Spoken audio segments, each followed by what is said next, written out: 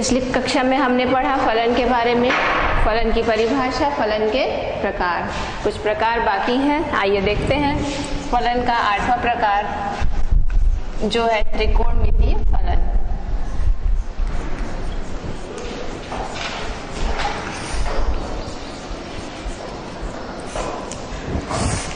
किसे कहते हैं त्रिकोणमितीय फलन? तो जब दो चार इस प्रकार एक दूसरे से संबंधित हों, जब उनके बीच में त्रिकोणमितीय अनुपात उन्हें संबंधित करता हो, x और y दो चर हैं तथा वो किसी त्रिकोणमितीय अनुपात से यदि एक दूसरे से संबंधित हैं, तो इस प्रकार के संबंध को, इस प्रकार के गणितीय संबंध को हम क्या कहते हैं? त्रिकोणमितीय फलन कहते हैं। हम जानते हैं 6 त्रिकोणमितीय अनुपात होते हैं, साइन, कॉस, टेन, कॉट, सेक और कोसेक। इन 6 अनुपातों के आधार पर 6 त्रिकोणमितीय फलन भी होते हैं। तो सबसे पहला होता है y बराबर साइन x, दूसरा त्रिकोणमितीय फलन है y बराबर कॉस x। इसी प्रकार y बराबर टेन x भी एक त्रिकोणमितीय फलन है, y बराबर कॉट x भी एक त्रिकोणमितीय फलन है, y बराबर सेक x तथा y बराबर कोसेक x। ये 6 त्रिकोणमितीय फलन होते हैं। आइए देखते हैं इन फलनों के डोमेन और रेंज क्या होंगे। डोमेन और रेंज हमें निकालना है हर फलन का। हम जानते हैं डोमेन x के मानों को कहते हैं। किसी फलन में x का मान हम क्या रख सकते हैं? x के सभी मानों का समुच्चय डोमेन कहलाता है। सबसे पहले हम निकालते हैं y बराबर साइन x का डोमेन क्या होगा। तो हम अपनी इच्छा से x का कोई भी मान रख सकते हैं। x यहाँ पर कोण है, चूंकि x यहाँ पर कोण है, कोण का हम कोई भी मान अपनी इच्छा से लिख सकते हैं, इसलिए x कोई भी वास्तविक संख्या हो सकती है, जहां r क्या है? वास्तविक संख्याओं का समुच्चय। तो यदि हम डोमेन और रेंज यहीं पर लिखते जाते हैं,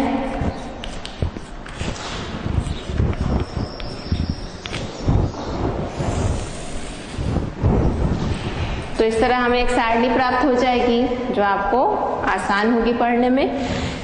तो y बराबर साइन x, जब y साइन का फलन है, हम देखते हैं x का कोई भी मान हम लिख सकते हैं, अर्थात डोमेन हम r लिख सकते हैं, जहां r सभी वास्तविक संख्याओं का समुच्चय है। देखते हैं अब इसका रेंज क्या होगा। जब हम x के कोई भी मान रखते हैं, y बराबर साइन x, हम देखते हैं कि साइन x का मान ऋण 1 तथा धन 1 के सदैव बीच में होता है। ऋण 1 के से बड़ा बराबर भी हो सकता है, उसी तरह x का मान 1 से छोटा और उसके बराबर भी हो सकता है। साइन x की जगह पे 0 रखिए, साइन का 0 पर मान 0 होता है, 30 अंश पे मान 1/2 होता है, 45 अंश पे मान 1/वर्गमूल 2 होता है। ये सभी मान 0 से लेकर 1 के बीच में होते हैं। उसी तरह जैसे ही हम x के ऋणात्मक मान रखते हैं, ऋण 30 अंश पे मान ऋण 1/2, ऋण 45 अंश पे मान ऋण 1/वर्गमूल 2, तो सभी मान हमको मिलते हैं y के ऋण 1 और धन के बीच में। तो आप इस प्रकार भी इसको लिख सकते हैं, चूंकि साइन थीटा या साइन x का मान हमेशा ऋण 1 और धन 1 के बीच में होता है, इसलिए हम लिख सकते हैं कि y का मान भी हमेशा ऋण 1 और धन 1 के बीच में होगा, और ये y के सभी मान ही रेंज कहलाते हैं। हम जानते हैं डोमेन x के सभी मान हैं और रेंज y के सभी संगत मान हैं। तो रेंज हमें मिल जाता है -1 से -1 के बीच में। समृद्ध अंतराल से इसको प्रदर्शित करते हैं क्योंकि y का मान -1 और -1 के बराबर भी हो सकता है। आइए निकालते हैं हम दूसरे फलन y बराबर cos x का डोमेन और रेंज।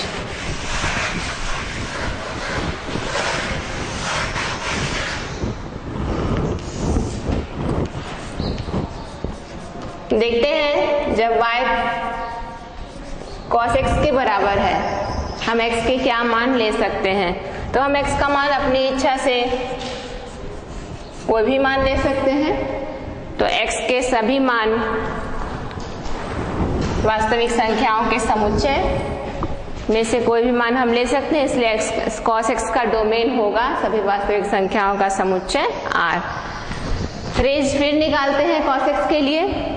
तो हम जानते हैं कि cos x का मान हमेशा -1 और -1 के बीच में होता है।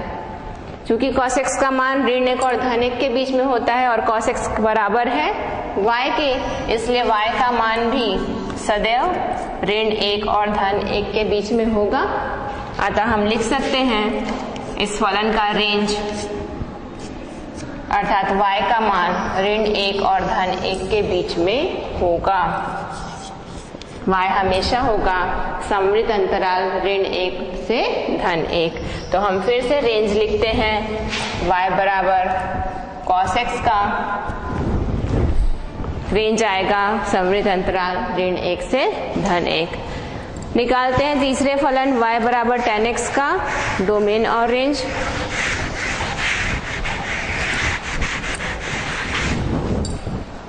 आइए देखते हैं जब y tan x के बराबर हो तो इसका डोमेन और रेंज क्या होगा।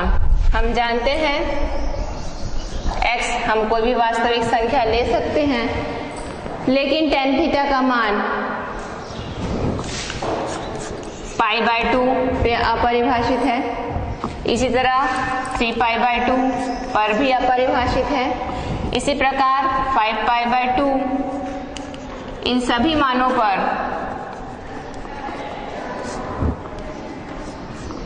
अपरिभाषित मान रखता है।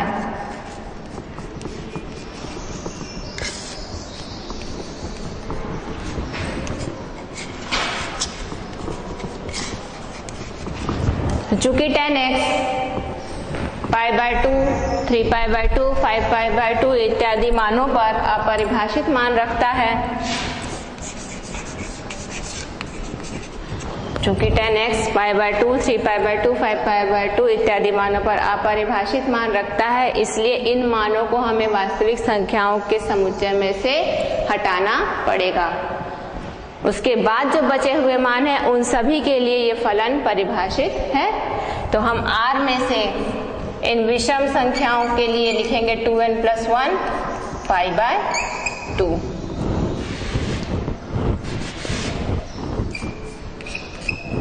तो r में से सभी वास्तविक संख्याओं के समुच्चय में से 2n + 1 π/2 को यदि हम घटा दें तो बाकी सभी मानों के लिए यह फलन परिभाषित होगा, जहां n कोई भी पूर्णांक हो सकता है। तो हमें मिल जाता है डोमेन y बराबर tan x का, और यह मिलता है r में से घटा दीजिए 2n + 1 π/2। आइए अब निकालते हैं रेंज।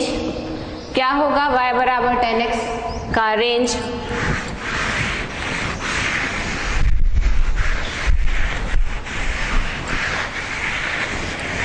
x के विभिन्न मान रखने पर y के जितने भी मान मिलते हैं हमें tan x के लिए, तो हम देखते हैं कि tan x का मान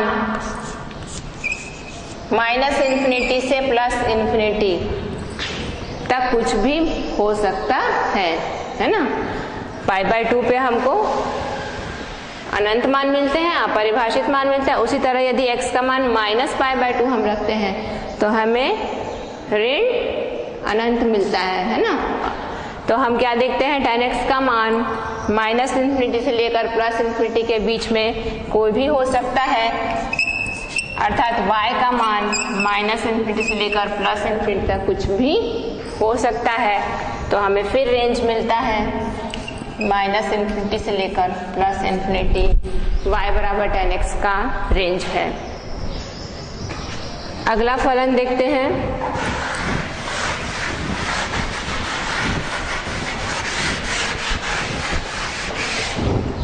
अगला फलन है y बराबर cot x। हमें x के वे सभी मान लेने चाहिए जिनके लिए फलन परिभाषित होगा, पर हम जानते हैं जब x बराबर 0 हो, पाई हो, 2π हो, 3π हो इत्यादि, फलन अपरिभाषित मान रखता है। y का मान हमें अपरिभाषित मिलता है। अतः डोमेन लिखने के लिए, फलन का डोमेन लिखने के लिए हमें सभी वास्तविक संख्याओं के समुच्चय में से इन मानों को छोड़ देना चाहिए। तो इन मानों को छोड़ने के लिए हम इसे लिखते हैं nπ r माइनस nπ, जहाँ n कोई भी पूर्णांक हो सकता है, 0, 1, 2, 3, आप n के कोई भी मान रख सकते हैं। जब 0 रखेंगे तो पहला मान आपको मिलेगा, 1 रखेंगे तो आपको दूसरा मान मिलेगा, n बराबर 2 रखेंगे तो हमको तीसरा मान मिलेगा। तो डोमेन हमने ज्ञात कर लिया y बराबर cot x का, और ये है r माइनस nπ, जहाँ n कोई भी पूर्णांक है। आइए रेंज निकालते हैं इस फलन का। r के विभिन्न मानों के लिए, डोमेन के विभिन्न मानों के लिए हमें y का क्या मान मिलता है, x से अलग अलग मान हम रख रहे हैं फलन में, उसके रेस्पेक्ट में हमको y के क्या क्या मान मिलते हैं, वही उसके रेंज कहलाते हैं। हम पढ़ रहे हैं इस चीज को। x के विभिन्न मानों के लिए हम जानते हैं cot x का मान भी -∞ से लेकर +∞ तक कुछ भी हो सकता है। cot x का मान -∞ से +∞ के बीच में होता है, अर्थात हमको मिल गया y का मान, क्योंकि y किसके बराबर है, cot x के। तो cot x की जगह क्या लिख सकते हैं हम, y, और y भी -∞ से लेकर +∞ हो सकता है, अर्थात y अंतराल -∞ से +∞ के बीच में होगा, और यह अंतराल ही दिए गए फलन का रेंज होगा। अगला फलन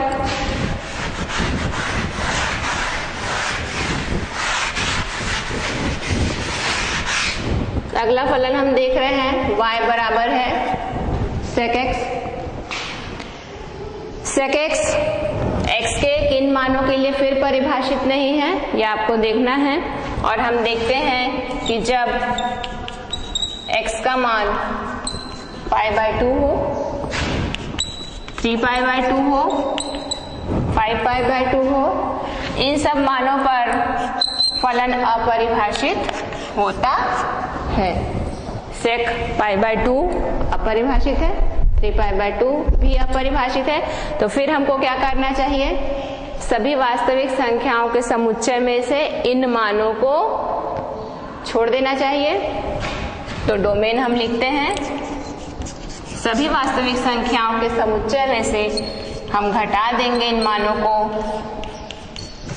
अर्थात हम घटा देंगे 2n+1 π/2 को, जहां n कोई भी पूर्णांक है। हम n के मान रख कर देख सकते हैं। जब n बराबर 0 रखेंगे तो हमें पहला मान मिलेगा π/2। जब n बराबर 1 रखेंगे तो 2 एकम 2 और 1 3 π/2 मिलेगा हमको। तो n के जहां n क्या है, कोई भी पूर्णांक, हमने फिर निकाल लिया डोमेन, और डोमेन है r-2n+1 π/2। आइए रेंज देखते हैं। x के विभिन्न मानों के संगत हमें y के क्या मान मिलते हैं। तो हम sec के मान पहले भी पढ़ चुके हैं और हम जानते हैं कि sec x का मान -∞ से लेकर -1 तक जाता है तथा फिर 1 से लेकर +∞ तक जाता है।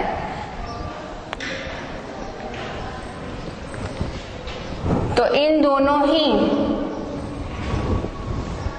पदों को एक साथ हम मिलाकर कैसे लिखें? तो यहाँ से हमको मिलता है y -∞ से -1 के बीच में है तथा यहाँ से हमको मिलता है कि y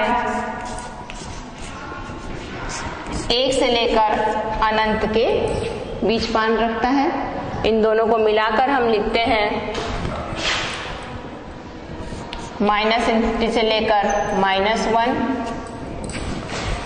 अर्धसमवृत्त अंतराल या अर्धविवृत्त अंतराल के रूप में तथा 1 से लेकर अनंत तक। इसी प्रकार हम निकाल सकते हैं y बराबर कोसेक x का भी डोमेन तथा रेंज।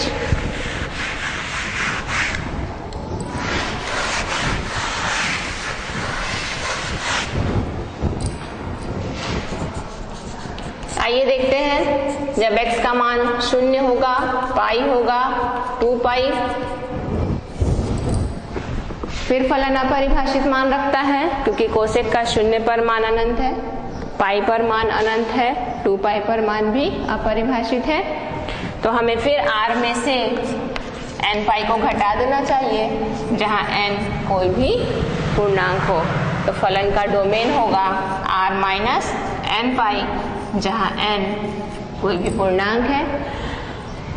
रेंज निकालते हैं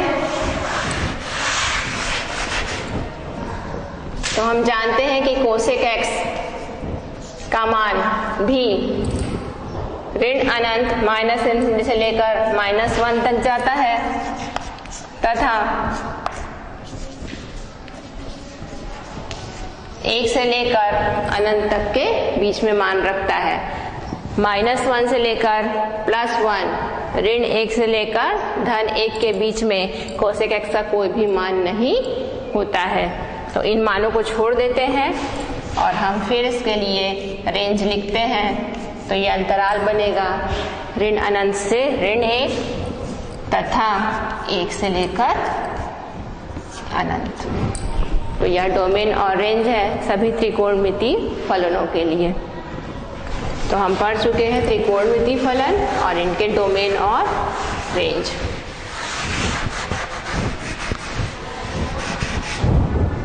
इसके बाद देखते हैं फलन का अगला प्रकार, प्रतिलोम त्रिकोणमितीय फलन।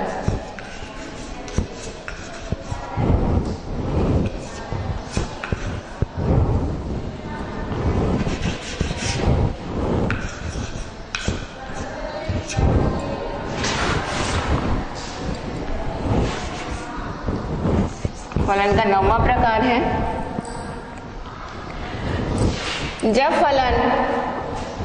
जब चर x और y एक दूसरे से प्रतिलोम त्रिकोणमितीय अनुपातों द्वारा संबंधित हों तो उन फलनों को प्रतिलोम त्रिकोणमितीय फलन कहते हैं। जैसे y बराबर साइन इनवर्स x, y बराबर कॉस इनवर्स x, y बराबर यदि हो टेन इनवर्स x, y बराबर हो यदि कॉट इनवर्स x, y बराबर सेक इनवर्स x तथा y बराबर यदि हो कोसेक इनवर्स x। तो इन फलनों को हम प्रतिलोम त्रिकोणमितीय फलन कहते हैं।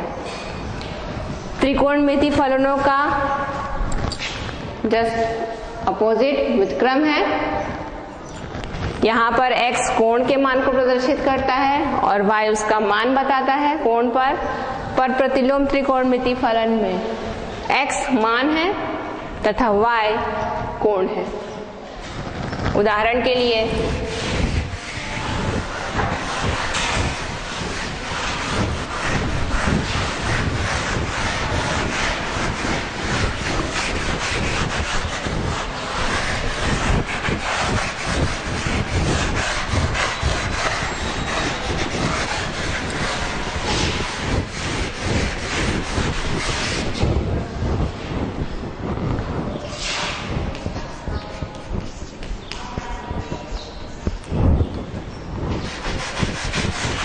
उदाहरण के लिए यदि हम साइन का 30 अंश में मान लिखें, हम जानते हैं साइन का 30 अंश में मान 1/2 होता है,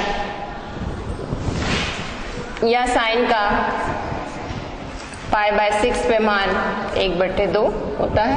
कोण को रेडियन में लिखें तो π/6 बराबर हम लिख सकते हैं साइन इनवर्स 1/2, अर्थात वह मान, वह कोण हमको निकालना है जिसके लिए वह मान, जिसके लिए कोण हो 30 अंश। तो साइन इनवर्स का मतलब है, साइन इनवर्स x का मतलब है कि यहाँ पर x क्या है, अब मान है, और साइन का मान हम जानते हैं -1 से लेकर +1 के बीच में होता है। अब हम निकालेंगे इन प्रतिलोम त्रिकोणमितीय अनुपातों के डोमेन और रेंज। तो आपको अब ध्यान देना है कि x क्या हो सकता है और y क्या होगा उसके रेस्पेक्ट में। तो अब हम क्या देख रहे हैं, प्रतिलोम त्रिकोणमितीय अनुपात में x जो है वो मान है और y जो है वो कोण है। तो निकालते हैं डोमेन और रेंज।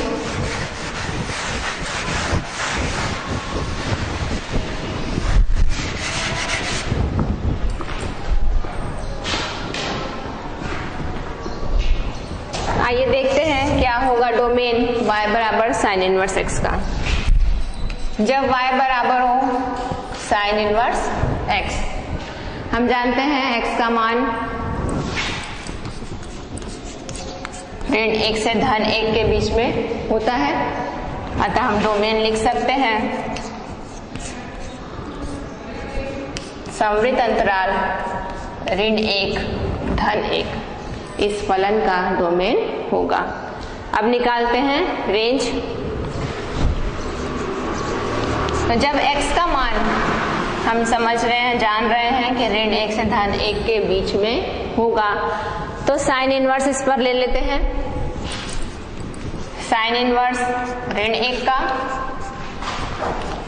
साइन इनवर्स x का, और फिर यहाँ पर साइन इनवर्स 1 का। साइन इनवर्स -1 ऋण 1 और फलन का मान क्या होगा, -π/2। साइन इनवर्स x ही y है, तो ये y, और साइन इनवर्स का 1 पर मान क्या होगा, हमें वह कोण लिखना है जिस पर साइन का मान 1 होता है। तो साइन का मान 1 कब होता है, किस कोण पर होता है, 90 अंश पर होता है। 90 अंश को हम रेडियन में क्या लिख सकते हैं, π/2 लिख सकते हैं। ठीक है, साइन का मान ऋण 1 ऋण π/2 पर होता है, इसलिए साइन इनवर्स ऋण 1 को हम ऋण π/2 लिख सकते हैं। तो y का मान, जब x का मान ऋण 1 से धन 1 के बीच में होता है तो उस समय y का मान किसके किसके बीच में हमें मिला, -π/2 से +π/2 के बीच में। तो y हमको मिल जाएगा समवृत्त अंतराल -π/2 से लेकर +π/2 के बीच में, और यही फलन का रेंज होगा।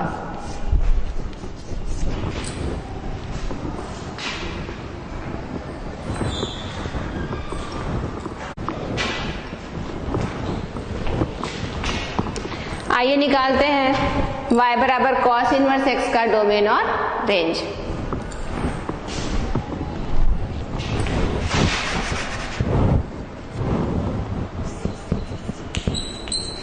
जब y बराबर हो cos inverse x,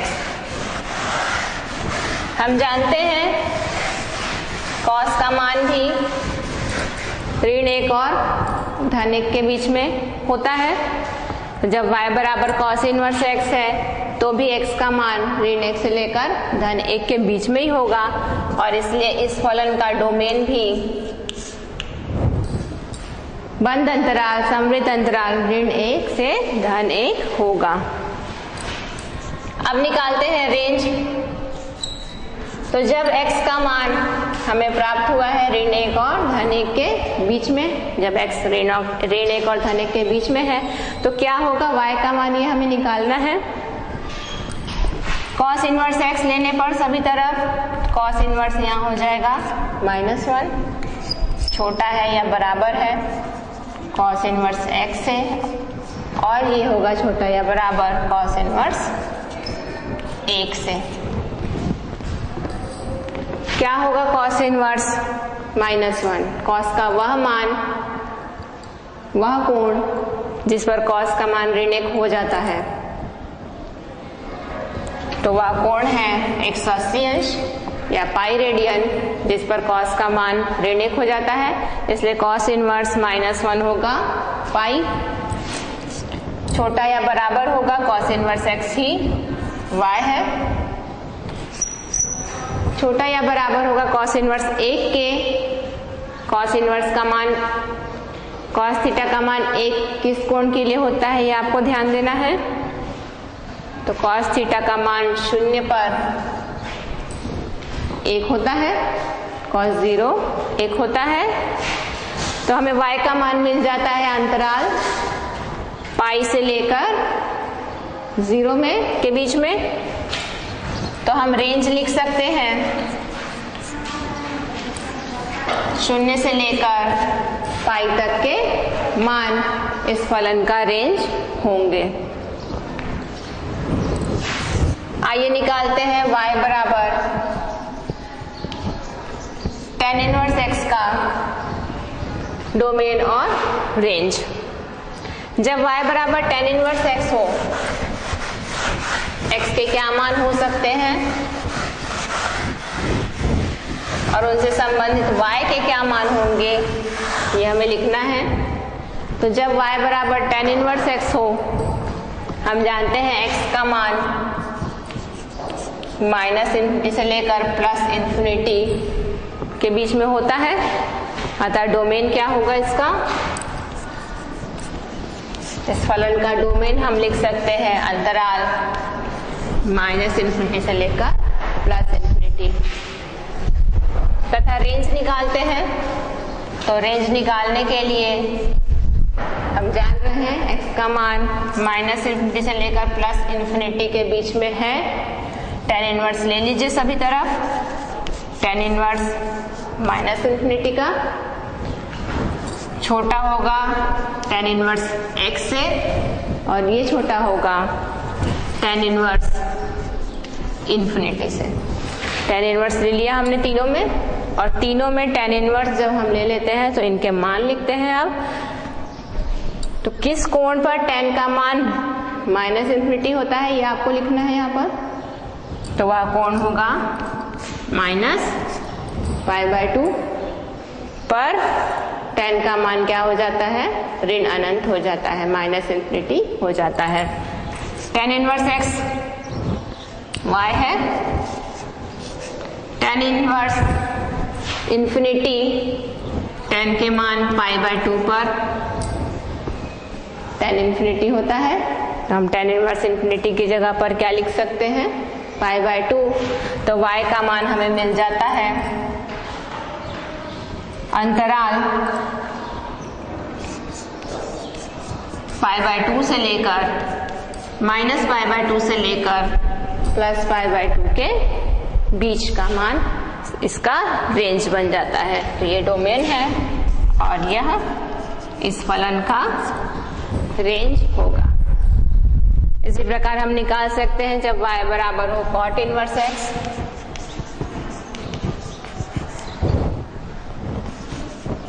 cot inverse x में भी x का मान होता है -∞ से लेकर +∞। तो डोमेन हम लिख सकते हैं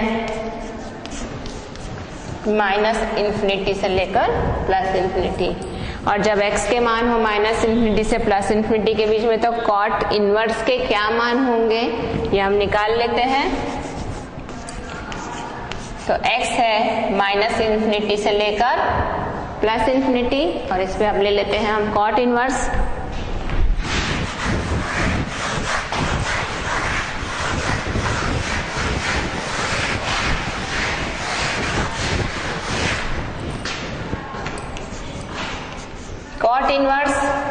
माइनस इन्फिनिटी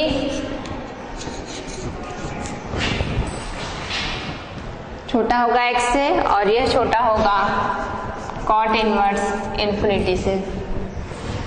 कॉट का मान माइनस इन्फिनिटी किस कोण के लिए होता है वह कोण यहाँ हमें लिखना है। तो वह कोण है फिर से पाई, बीच में बीच में है कॉट इनवर्स x और कॉट इनवर्स x ही y, और यह आ गया फिर से कॉट इनवर्स का मान अनंत होता है, कॉट का मान अनंत होता है 0 पे, तो हमें रेंज प्राप्त होता है, y के मान प्राप्त होते हैं, y मिलता है हमें अंतराल 0 से लेकर पाई के बीच में, और इसे हम इस फलन का रेंज कह सकते हैं। इसी प्रकार हम निकाल सकते हैं सेक इनवर्स x और कोसेक इनवर्स x का डोमेन और रेंज। तो जब y बराबर हो सेक इनवर्स x का मान हम जानते हैं -∞ से लेकर -1 तथा फिर 1 से लेकर अनंत के बीच में होता है, तो हम डोमेन लिख सकते हैं इस फलन का। y = सेक इनवर्स x का डोमेन होगा -∞ से लेकर -1 यूनियन 1 से लेकर अनंत तक।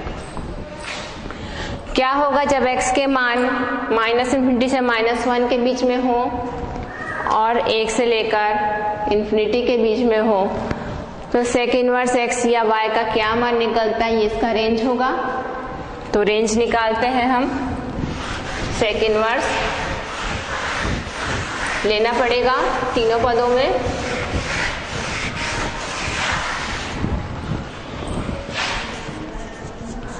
सेक इनवर्स -∞, सेक इनवर्स x का छोटा या बराबर होगा सेक इनवर्स -1 तथा सेक इनवर्स 1 का छोटा या बराबर होगा सेक इनवर्स x और यह छोटा होगा सेक इनवर्स अनंत अपरिभाषित मान। तो अब देखते हैं सेक इनवर्स का मान या सेक थीटा का मान -∞ किस मान किस कोण पर होता है, वह कोण यहाँ आपको लिखना है। सेक इनवर्स का मान सेक थीटा का मान -1 किस कोण पर होता है, वह कोण सेक इनवर्स x बताता है। तो ये इन कोणों को जब हम देखते हैं तो यह मान हमको मिलेगा π/2 पर 90 अंश पर। 90 अंश पर सेक का मान अपरिभाषित होता है, सेक का मान -1, फिर उसके बाद सेक का मान 1 और सेक का मान अनंत। तो हमें यह अंतराल मिल जाता है। फिर -π/2 से लेकर अंतिम बिंदु हमें मिलता है +π/2, और बीच में हमें क्या छोड़ देना चाहिए, 0 को छोड़कर हम इस अंतराल को इस फलन का रेंज कह सकते हैं। इसी प्रकार जब y बराबर हो आखिरी प्रतिलोम त्रिकोणमिति फलन y बराबर जब हो कोसेक इनवर्स x, डोमेन और रेंज हमें लिख लेना चाहिए। डोमेन फिर से होगा -∞ से लेकर -1 तथा +1 से लेकर इन्फिनिटी, और रेंज जब हम निकालते हैं तो यहाँ हमें मिलता है 0 से पाई, क्योंकि कोसेक का मान -∞ और +∞ कब होता है, पाई और 0 पर। उन मानों के बीच में हमें मान मिल जाएगा। बीच में जो मान छूटेगा वह है π/2 को छोड़कर। तो ये हो गए सभी प्रतिलोम त्रिकोणमितीय अनुपातों के डोमेन और रेंज।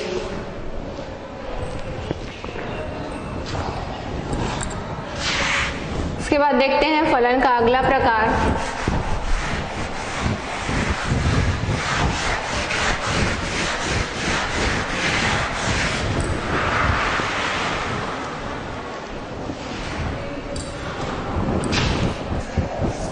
फलन का अगला प्रकार है मापांक फलन।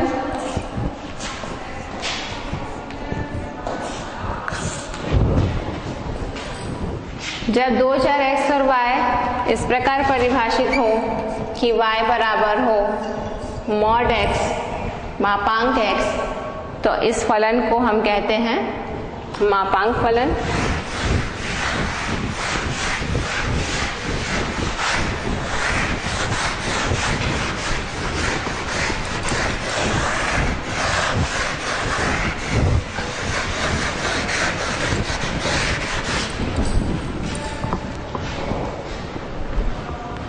हम जानते हैं मापांक ऋणात्मक संख्याओं को भी धनात्मक कर देता है। हम जानते हैं ऋण 2 का मापांक धन 2 होता है, सिर्फ परिमाण को बताता है। तो मापांक फलन की परिभाषा जब y बराबर हो मापांक x मॉड x, तो इस फलन को हम कहेंगे मापांक फलन। इसके दो मान हो सकते हैं धन x और ऋण x। धन x जबकि x एक धनात्मक संख्या है, x का मान 0 से बड़ा हो, और ऋण x जबकि x एक ऋणात्मक संख्या है, 0 से छोटा मान रखता है। डोमेन और रेंज इस फलन के लिए भी आपको निकालना है। क्या होगा मापांक फलन का डोमेन? तो हम x के क्या मान ले सकते हैं वही उसका डोमेन होता है। तो x के हम कोई भी मान ले सकते हैं, अतः डोमेन होगा R सभी वास्तविक संख्याओं का समुच्चय।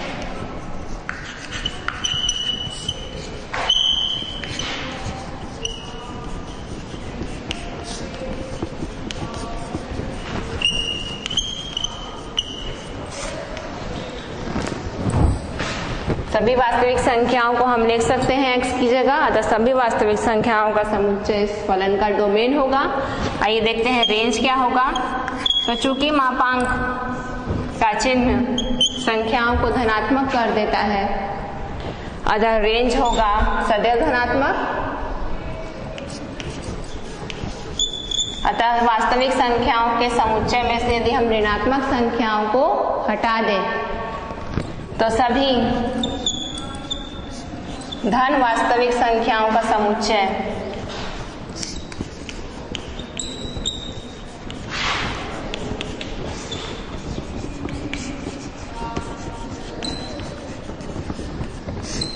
इस फलन का रेंज होगा।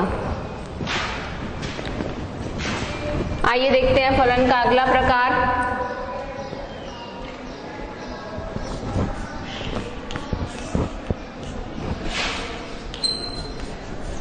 महत्तम पूर्णांक फलन।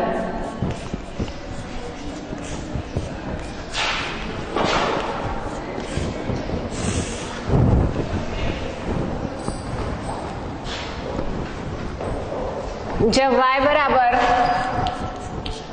महत्तम पूर्णांक फलन x हो, जब y बराबर एक अंतराल एक बड़े कोष्टक में x हो, तो इस फलन को महत्तम पूर्णांक फलन कहते हैं। जो x में सिर्फ पूर्णांक मान को प्रदर्शित करता है।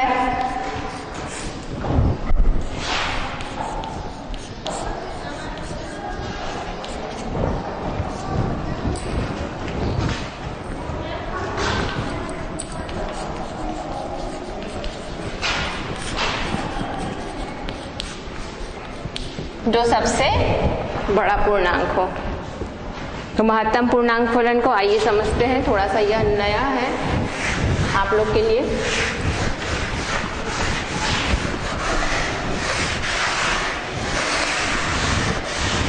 महत्तम पूर्णांक फलन y बराबर बड़े कोष्टक के बीच में x लिखा है, तो यह महत्तम पूर्णांक फलन को प्रदर्शित करता है। इसका मान होता है x में वह पूर्णांक मान, यह अंतराल के बीच में x में उस पूर्णांक मान को प्रदर्शित करता है जो सबसे बड़ा है। उदाहरण के लिए यदि हम पाई का महत्तम पूर्णांक फलन लिखें तो यह 3 होगा। हम जानते हैं पाई का मान क्या होता है, हम जानते हैं पाई का मान 3.14 लगभग होता है। तो हम क्या जानते हैं कि पाई का मान 3 से बड़ा है पर 4 से छोटा है। तो हम पाई को लिख सकते हैं 3 और 4 के बीच में है, पर 3.14 है। सबसे बड़ा पूर्णांक मान इसका क्या है, 3। तो पाई का महत्तम पूर्णांक फलन क्या होगा, पूर्णांक 3 होगा। इसी तरह यदि वर्गमूल 2 का महत्तम पूर्णांक फलन यदि हम लिखें तो यह होगा 1, क्योंकि वर्गमूल 2 का मान क्या होता है, 1.414 लगभग होता है। तो इसमें सबसे बड़ा पूर्णांक मान क्या है इसका, 1। इसलिए वर्गमूल 2 का महत्तम पूर्णांक फलन मान क्या होगा, 1 होगा। तो इस तरह परिभाषित किया गया है महत्तम पूर्णांक फलन को। और सबसे लास्ट देखते हैं सिग्नम फलन।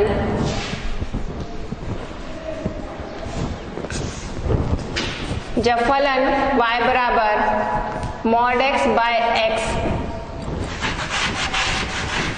जब फलन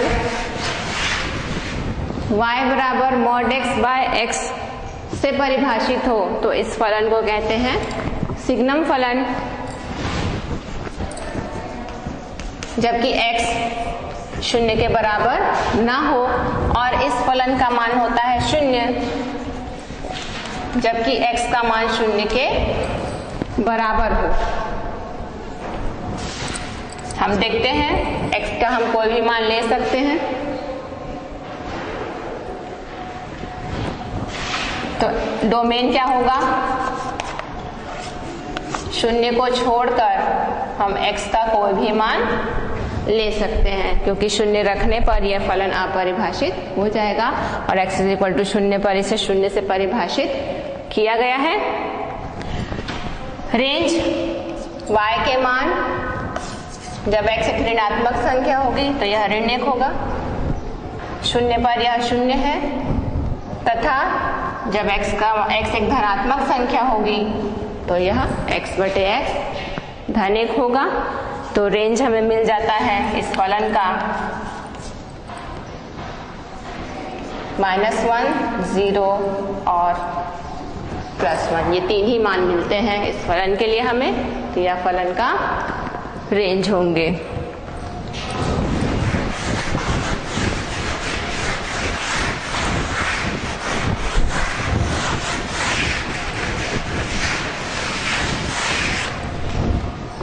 तो ये थे फलन के प्रकार। आइए देखते हैं अब सम फलन किसे कहते हैं।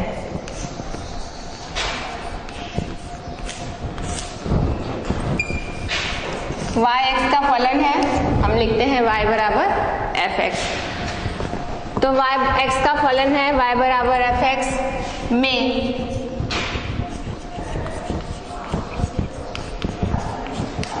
x के स्थान पर यदि हम -x रख दें, x के स्थान पर यदि ऋण x रखने पर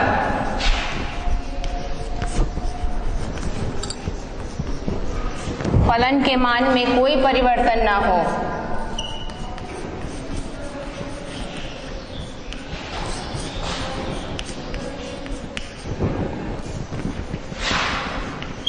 तो फलन समफलन कहलाता है।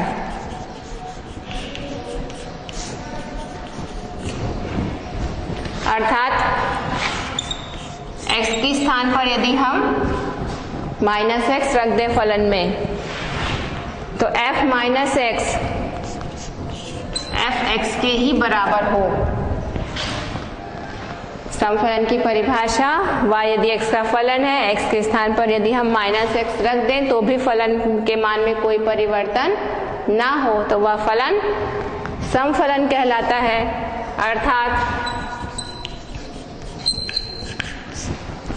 x के स्थान पर -x रखने पर भी हमें वही फलन यदि प्राप्त हो तो इसे हम समफलन कहते हैं। इसके उदाहरण आप देख सकते हैं। माना y बराबर x², एक फलन है, x और y में एक संबंध है, तो y x का फलन है जो x के वर्ग से परिभाषित है। तो f(x) बराबर यहां हो गया x का वर्ग। x के स्थान पर -x रख कर देखते हैं।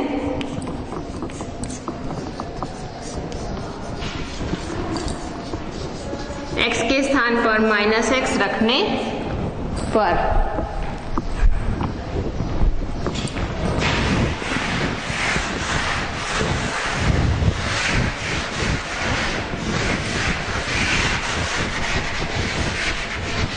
x के स्थान पर यदि हम -x रखते हैं तो f माइनस एक्स हमें प्राप्त होता है -x का वर्ग, और -x का वर्ग अर्थात -x का 2 बार गुणा करने से फिर आ जाएगा x का वर्ग, क्योंकि ऋण और ऋण का गुणा हो जाता है धन, जो कि किसके बराबर है, दिए गए फलन f(x) के बराबर है। चूंकि f माइनस एक्स बराबर है f(x), अतः दिया गया फलन समफलन होगा।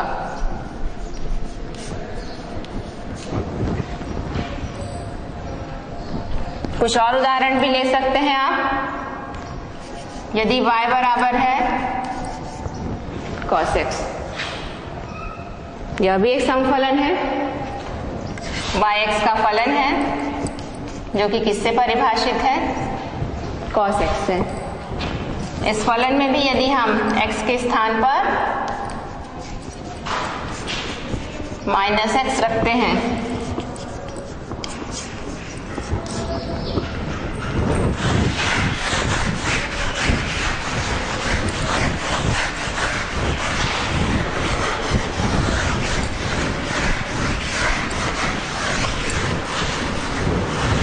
x के स्थान पर -x रखने पर हम देखते हैं f माइनस एक्स बराबर होगा cos x की जगह पर आ जाएगा -x।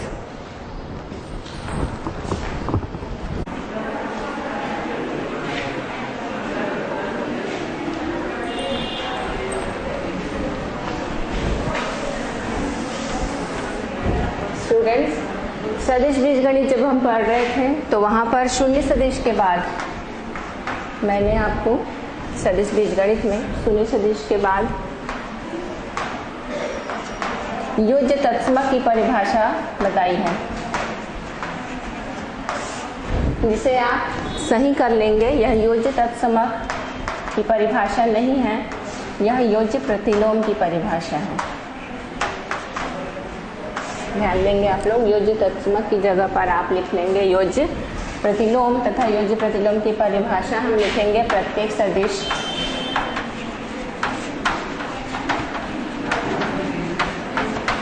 ए के लिए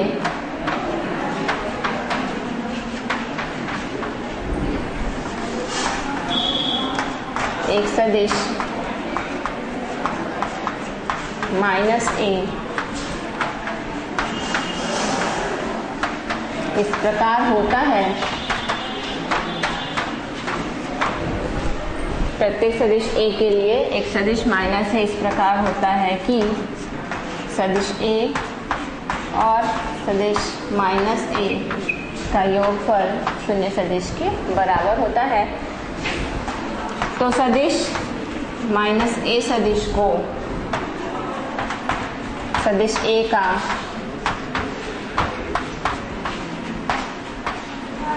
योज्य प्रतिलोम कहते हैं।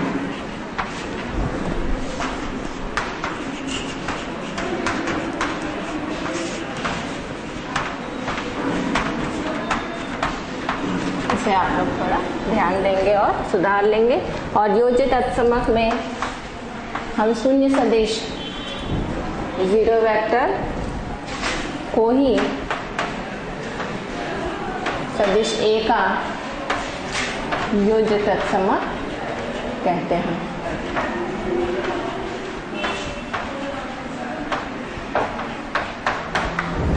क्योंकि शून्य सदिश को सदिश A में जोड़ने से सदिश A के मान में कोई फर्क नहीं पड़ता, इसलिए शून्य सदिश को हम किसी भी सदिश का योज्य तत्समक कहते हैं। तथा योज्य प्रतिलोम की परिभाषा आप लिख लेंगे। प्रत्येक सदिश A के लिए एक सदिश माइनस A वेक्टर इस प्रकार होता है कि A और माइनस A सदिश को जोड़ने से शून्य सदिश हमें प्राप्त होता है। तो इस माइनस A सदिश को हम दिए गए सदिश A का प्रतिलोम योज्य प्रतिलोम कहते हैं। धन्यवाद।